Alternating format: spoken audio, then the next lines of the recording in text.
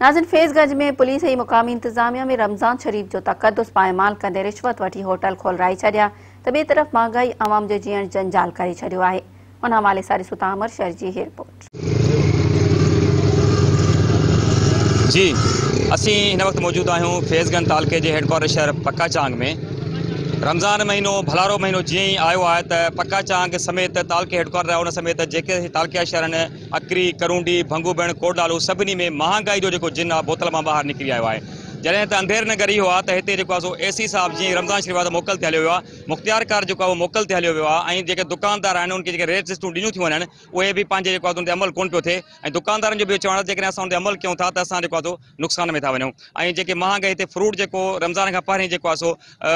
जंहिं हले पियो उन खां ॿीण ते जेको आहे सो महांगो थी वियो आहे। सब्ज़ियुनि जे रेट में कुझु न कुझु असांखे घटिताई ॾिसण में आई आहे पर फ्रूट जेको आहे उहो इंतिहाई जेको किराणे जा दुकान उन्हनि ते बि जेको इंतिहाई महांगाई आहे ऐं जॾहिं हिते असिस्टेंट मुख्तियार कार आहे जेको फॉर्मली तौर ते शहर में त निकिरे थो पर उनके बावजूद जेको आहे सिर्फ़ु बटन दुकान ते ॾंढ हणी जेको वापसि हलियो थो वञे। इनखे जेके हिते शहरी आहिनि जेके आम माण्हू आहिनि वीचारा मिसकिन माण्हू आहिनि उनजे लाइ जेके रोज़ा रखण परे जी ॻाल्हि आहे पर उहे हिकिड़ो वेलो खाई बि नथा सघनि एतिरी जेको आहे सो हथरादू जेको आहे महांगाई कई वई आहे। ॿिए पासे रमज़ान शरीफ़ जे एतिराम ऐं तक़द्दुस खे पैमाल कंदे हितां जेको आहे फैज़गंज पुलिस उन सां गॾु जेकॾहिं एसी मुख्तियारकार सभिनी होटल भी खोले रखिया आहिनि, सभु होटल खुलिया आहिनि जितां बाक़ाइदे भत्तो वठनि था, मंथली वठनि था ऐं दुकानदारनि खां साॻियो हिसाब आहे त हीअ पैसा वठनि था पर ग़रीब जेका ख़ल्क आहे उहा जेका सो ॾचे में आहे। ऐं हिते जेको यूटिलिटी स्टोर आहे उन ते जेको माण्हुनि जो हाणे ओॾे जेको लाड़ो घणो आहे छाकाणि त यूटिलिटी स्टोर ते जेका वज़ीर आज़म तरफ़ां जेका ॾिनी वई आहे रिआयत ओॾे जेको आहे सो उते शइ मौजूदु आहे उतां मिले थी, बाक़ी शहर में किथे बि का बि शइ जेको आहे सो सही रेट ते या किथे जेका सो नथी मिले। इन जे करे जेको आहे सो हितां जे जेको आहे सो इंतिज़ामिया खे फौरी तौर ते नोटिस वठी करे ऐं इन ते महांगाई जेका हथरादू महांगाई दुकानदार कनि था पिया उन जो नोटिस वठी